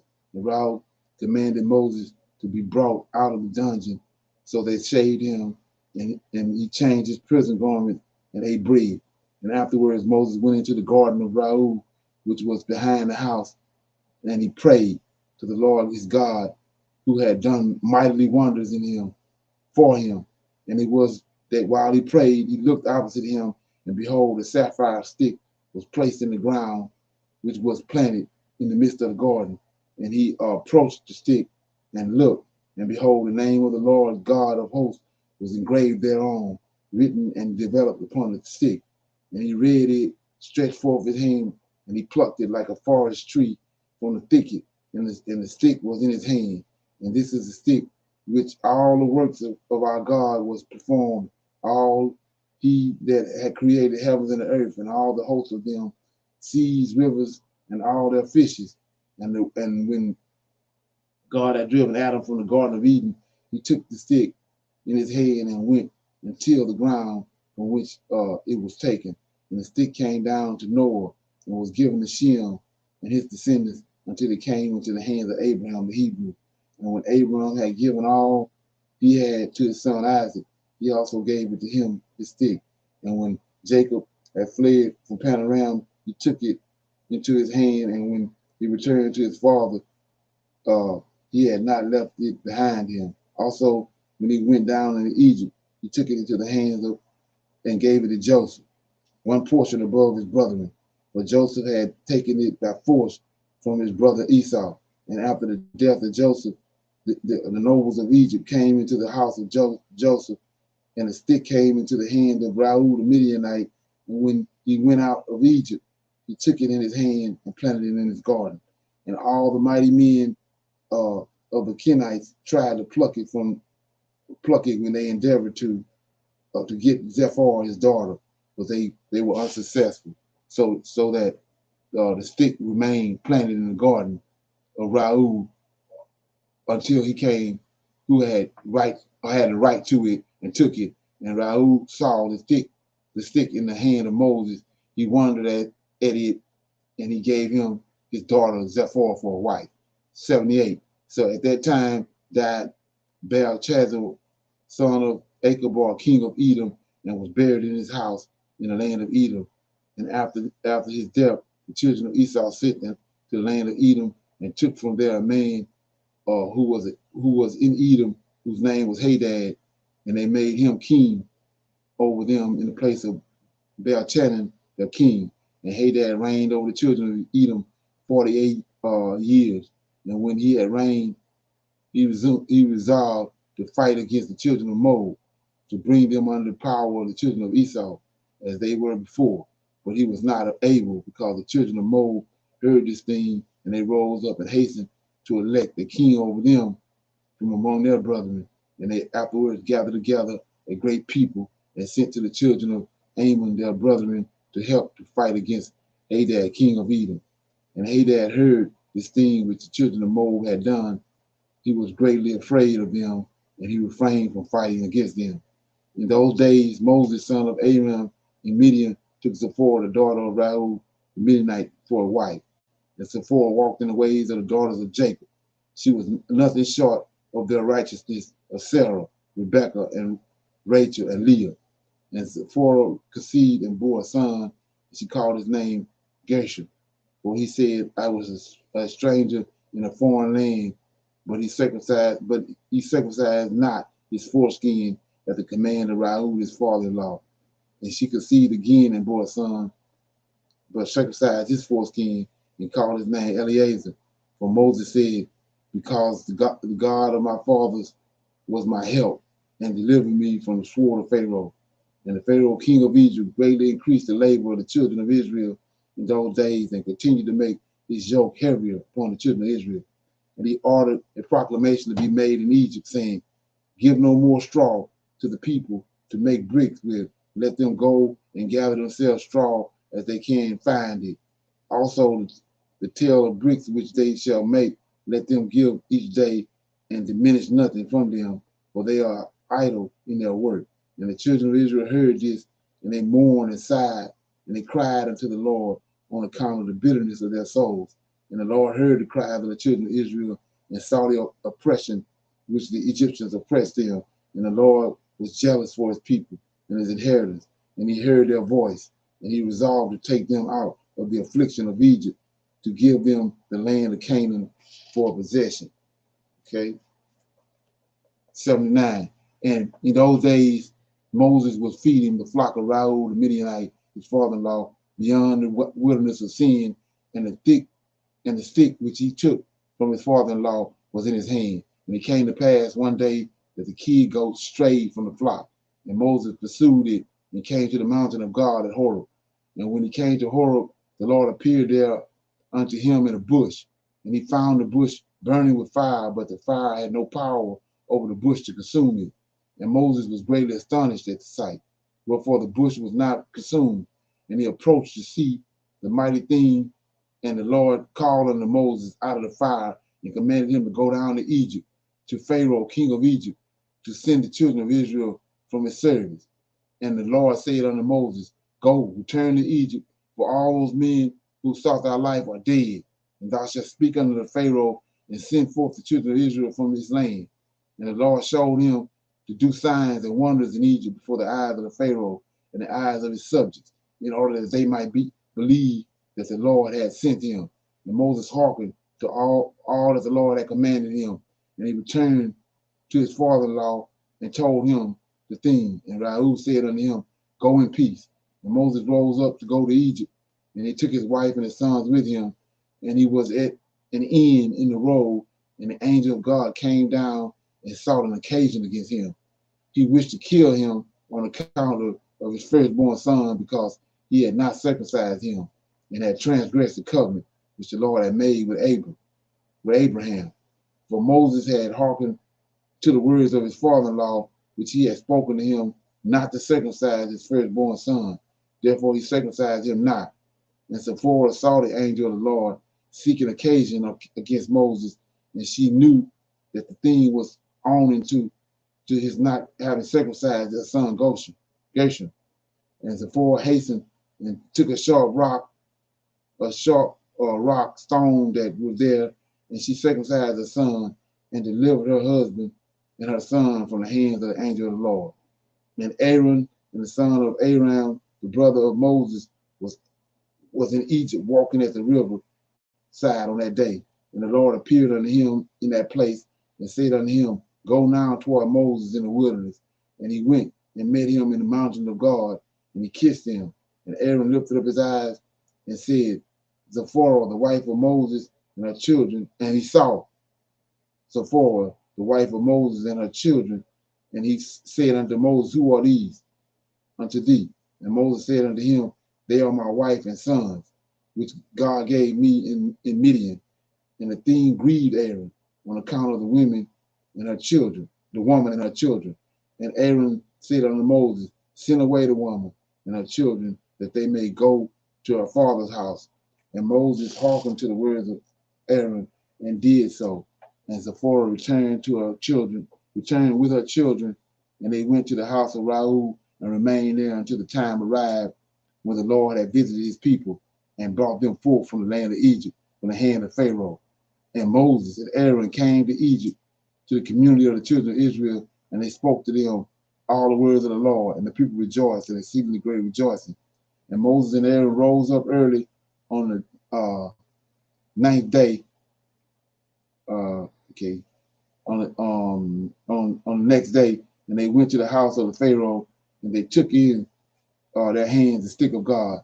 And when they came to the king's gate, 2 young lions were confined there with iron instruments, and no person went out or came in from before them unless those whom the king ordered to come. And when the conjurers came and withdraw the lions by their incantations, and this brought them to the king.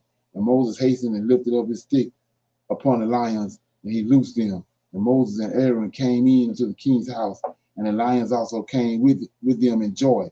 And they followed them and rejoiced as a dog rejoices over his master when he comes from the field. And when the Pharaoh saw this thing, he was astonished at it, and he was greatly terrified at the report. For their appearance was like the appearance of the children of God. And Pharaoh said to Moses, "What do you require?" And they answered him, saying, "The Lord God of the Hebrews has sent us to thee, to say, Send forth my people, that they may serve me." And when the Pharaoh heard these words, he was greatly terrified before them. And he said to them, "Go today and come back to me tomorrow." And they did according to the words of the king. And when they had gone, Pharaoh sent Balaam the musician, and here go Janus, here go right here. And when they had gone from the Pharaoh sent for Balaam the musician. It's the same person that was cursing Israel, and Janus and Jambres, his son. These are the two that threw down their staff when Moses threw his down.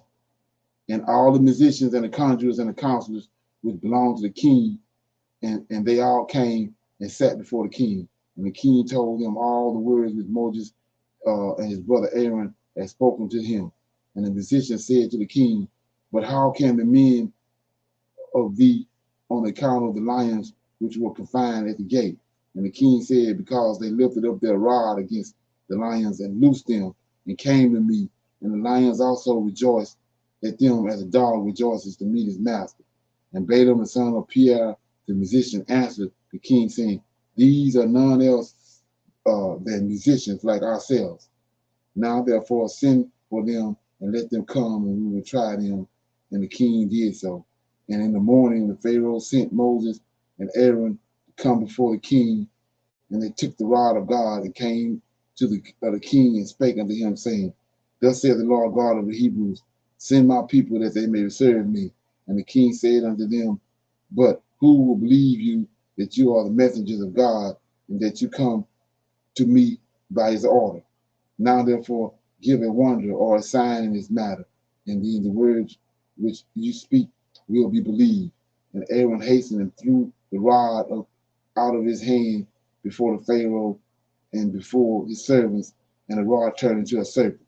And the sorcerers said this, and they cast each man his rod upon the ground, and they became serpents. That's Janus and Jambres. That's what I was talking about. Okay. And serpent of Aaron rod lifted his head up and opened his mouth and swallowed the rod of the musicians. And Moses and the musicians answered and said, "This thing has been from days of old, that a serpent should swallow its fellow, and that living things devour each other. Now therefore restore it to a rod as it was first, and we will also restore our rod as they were at first. And if thy rod shall swallow our rods, then shall we know that the Spirit of God is in thee. And if not, then thou art only an artificial like it unto ourselves." And Aaron hastened and stretched out his hand and caught his hold of the serpent's tail, and it became a rod in his hand. And the sorcerer did the like with their rods, and they got hold, each man the tail of his serpent, and they became rods at the first. And when they had restored the rods, the rod of Aaron swallowed up their rods. It says, and the king saw this thing, he ordered the books, the records that related to the king of Egypt to be brought. And they brought books of records and chronicles of the kings of Egypt, in which all the idols of Egypt were inscribed. And they thought of finding therein the name of Jehovah, but they found it not.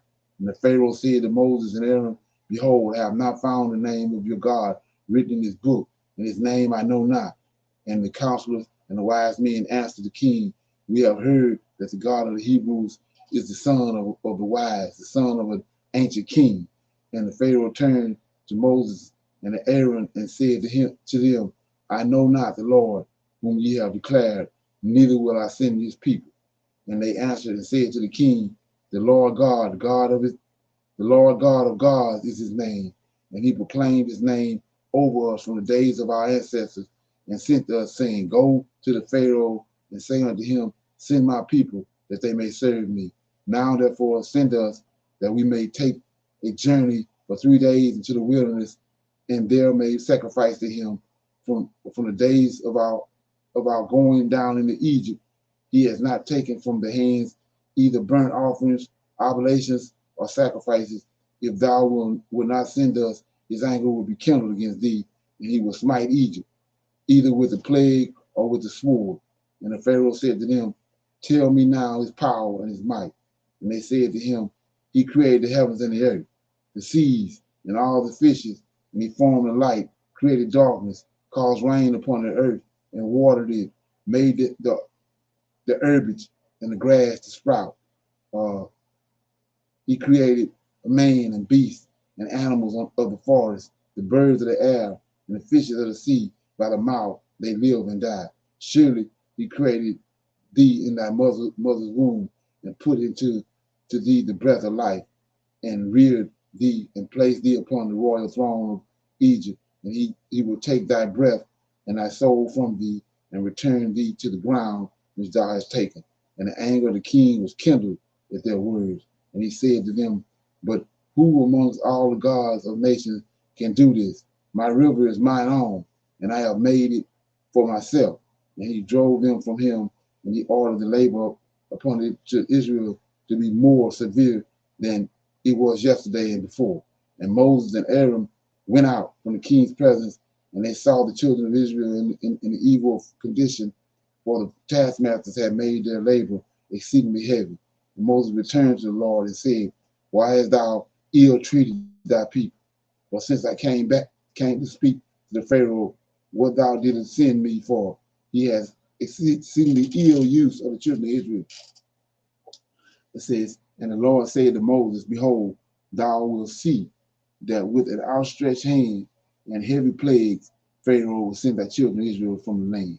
And Moses and Aaron dwelt among their children and the children of Israel in Egypt.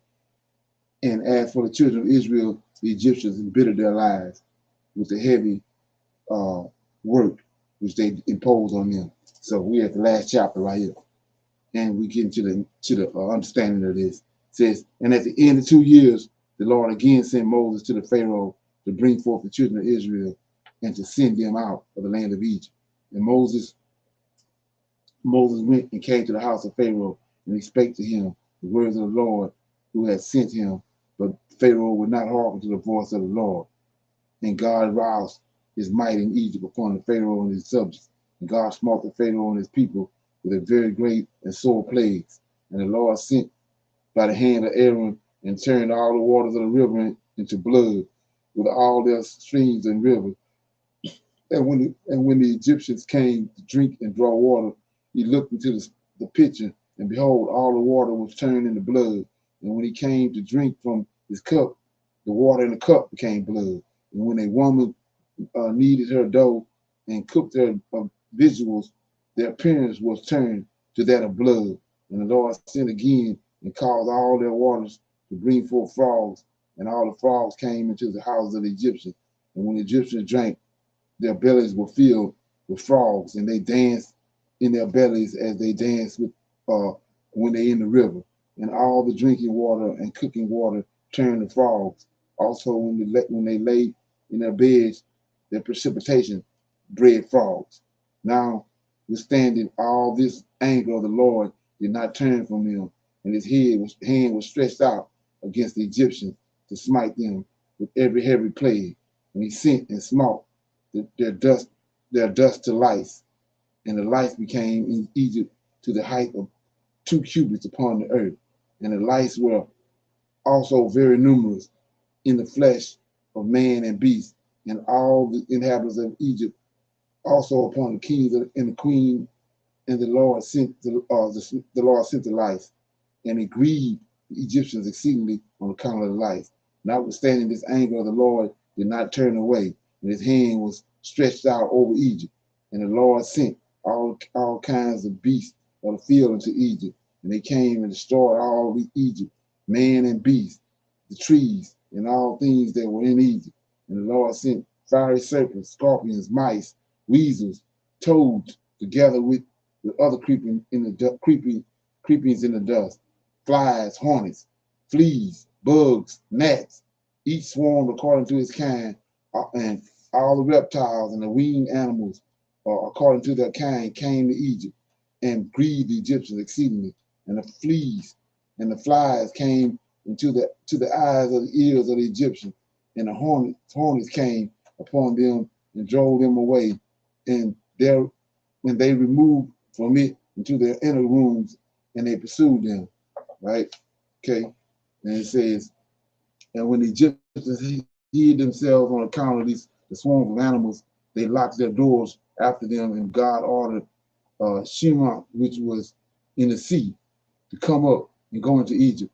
And she had long arms, 10 cubits in length, and a cubic of a man. And she went upon the roof and uncovered the rafters and the flooring, and cut open and stretched forth her arms into the house and removed the lock and the bolts, and opened the houses of Egypt. Afterwards came a swarm of animals into the houses of Egypt, and the swarms of animals destroyed the Egyptians, and it grieved them exceedingly. Notwithstanding this, the anger of the Lord did not turn away from the Egyptians, and his hand was yet stretched out forth against them. And the Lord sent the pestilence, and the pestilence pervaded Egypt, and in the horses and the asses and in the camels, in herds of oxen and sheep and in men. And when the Egyptians rose up early in the morning to take their animals, their cattle, to pasture, they found all their cattle dead. And there remained of the cattle of Egyptians only 1 in 10. And of the cattle belonging to Israel in Goshen, not one died. And God sent a burning inflammation in the flesh of the Egyptians, would burst their skin, and it became a severe itch in all the Egyptians from the soles of their feet to the crowns of their head. And many balls were in their flesh, and their flesh wasted away until they became rotten and purid. Notwithstanding this, the anger of the Lord did not turn away, and his hand was still stretched out over Egypt. And the Lord sent very heavy hail, which smote their vines and broke their fruit trees and dried them up that they fell upon them. Also, every green herb became dry and perished, for a mingling fire descended amidst the hail. Therefore, the hail and the fire consumed all things.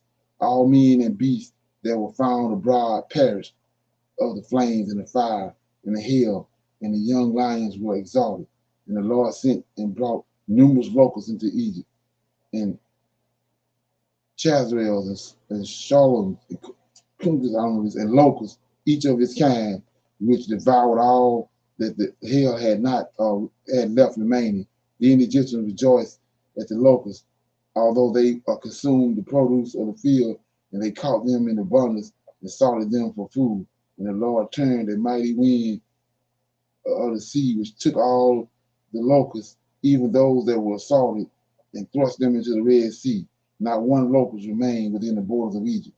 And God sent darkness upon Egypt, that the whole land of Egypt and Patros became dark for 3 days, so that a man could not see his hand when he lifted up his mouth. And at that time died many of the people of Israel. At that time died many of the people of Israel who had rebelled against the Lord, and who would not hearken to Moses or Aaron, and believe not in them that God had sent him, and who had said, we will not go forth from Egypt unless we perish with hunger in a desolate wilderness, and who would not hearken to the voice of Moses. Okay. And the Lord plagued them in 3 days of darkness, and the Israelites buried them in those days without the Egyptians knowing of them or rejoicing over them. And the darkness was very great in Egypt for 3 days. And any man who was standing when the darkness came remained standing in his place. And he that was sitting remained sitting, and he that was lying continued to lie, lying in the same place. And he that was walking remained sitting upon the ground in the same spot.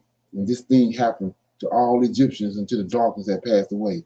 And the days of darkness passed away, and the Lord sent Moses and Aaron to the children of Israel, saying, celebrate your feast and make your Passover. For behold, I come in the midst of the night amongst all Egyptians, and I will smite all these firstborn, from the firstborn of man to the firstborn of beast. And when I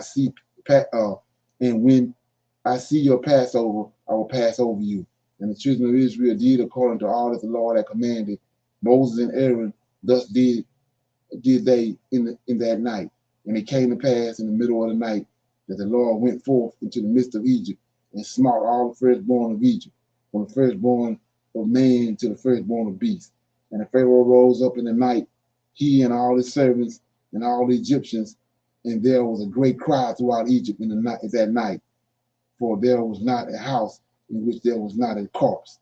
Also the likeness of the firstborn of Egypt, which were carved in the walls at their houses, were destroyed and fell to the ground. So let me read that again. 45 says, also the likeness of the firstborn of Egypt, which were carved in the walls at their houses, were destroyed and fell to the ground. So the images that they carved on the walls and on the tombs and all that, they fell off the wall on the ground. Okay, so it says that even the bones of their firstborn who had died before this, whom they had buried in their houses, were raked up by the dogs of Egypt on that night and dragged before the Egyptians and cast before them. And all the Egyptians saw this evil which had suddenly come upon them, and all the Egyptians cried out with a loud voice, and all the families of Egypt wept upon that night, each man for his son, and each man for his daughter, being the firstborn. And the tumult of Egypt was heard at a distance on that night. And here we go. Check this out. 49. And Bethel, this Moses' stepmother, Bethel, the daughter of Pharaoh, went forth. She a firstborn now. Bethel was the daughter of Pharaoh, went forth with the king on that night to seek Moses and Aaron in their houses. And they found them in their houses, eating and drinking and rejoicing with Israel. And Bethel said to Moses, is this right here the reward for the good which I have done to thee, who have reared thee and stretched thee out, and thou hast brought this evil upon me in my father's house? Now check what Moses said. And Moses said to her, surely 10 plagues did the Lord bring upon Egypt. Did any evil occur to thee from any of them? Did one of them affect thee? And she said, no.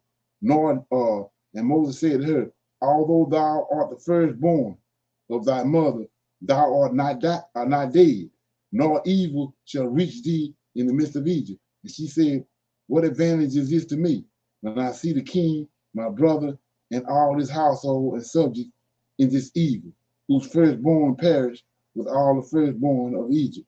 And Moses said to her, surely thy brother and his household and the subjects and the families of Egypt would not hearken to the words of the Lord. Therefore did this evil come upon them. So you got to keep that in mind, what's getting ready to come. So you got to walk light. So the Pharaoh, king of Egypt, approached Moses and Aaron and some of the children of Israel who were with them in the place. And he prayed to them, saying, rise up, take your brethren, the children of Israel, who was in the land with their sheep and oxen and all belonging to them, and they shall leave nothing remaining. Only pray for me to the Lord your God. And Moses said to the Pharaoh, behold, thou and Thou art my mother's firstborn, yet fear not, for thou wilt not die. For the Lord has commanded that thou shalt live, in order to show thee his great might and strong stretched out arm. And the Pharaoh ordered the children of Israel to be sent away. And all the Egyptians strengthened themselves and sent them, for they said, we are all perishing. And all the Egyptians sent the Israelites forth with great riches. Here goes Genesis 15. With great riches, sheep, oxen, precious things, according to the oath the Lord had between him and our father Abraham. See that? Abraham. 60. And the children of Israel delayed going forth that night. And when the Egyptians came to them to bring them out, they said to them, are we thieves that we should go forth at night? And the children of Israel asked the Egyptian vessels of silver, asked of the Egyptian vessels of silver, vessels of gold, garments. And the children of Israel stripped the Egyptians.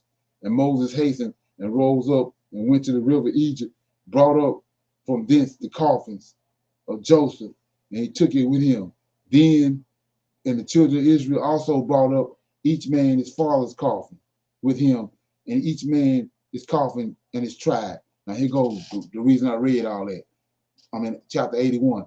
And the children of Israel journeyed from Ramesses of Sackcloth, about 600,000 men on foot, besides the little ones and their wives.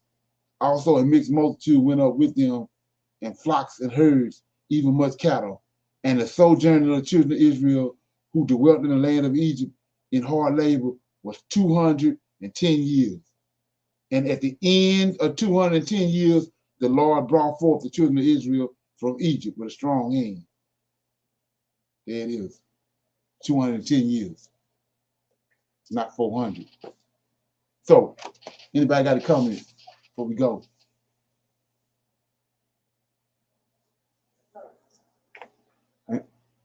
Yeah. Anybody got a comment? I mean, that story is totally different. Well, I mean, a lot of it is a similar, but it gives a whole lot more detail than what's in the Bible. So where do we get the 400 Right. years from? That's in Genesis chapter 15. So what's the significance of it Hold being on a minute. 400 years there and 210 here? What changed? Huh? Say that again. What's the significance of the 400 there and 210 here? What No, what they is thought no, they saying when you go to Genesis chapter 15, right? They mm-hmm. telling us that prophecy is pertaining to right now. But I'm showing Oh you it's no, not. right. Yeah, I'm showing you it's not. It's not 400 years. Joshua telling you it was 210 years. So they deliberately trying to mislead us. Yeah. Okay. Okay. All right. Yeah, let me close out. I hope y'all got something out of it. I did. Okay. Shalom.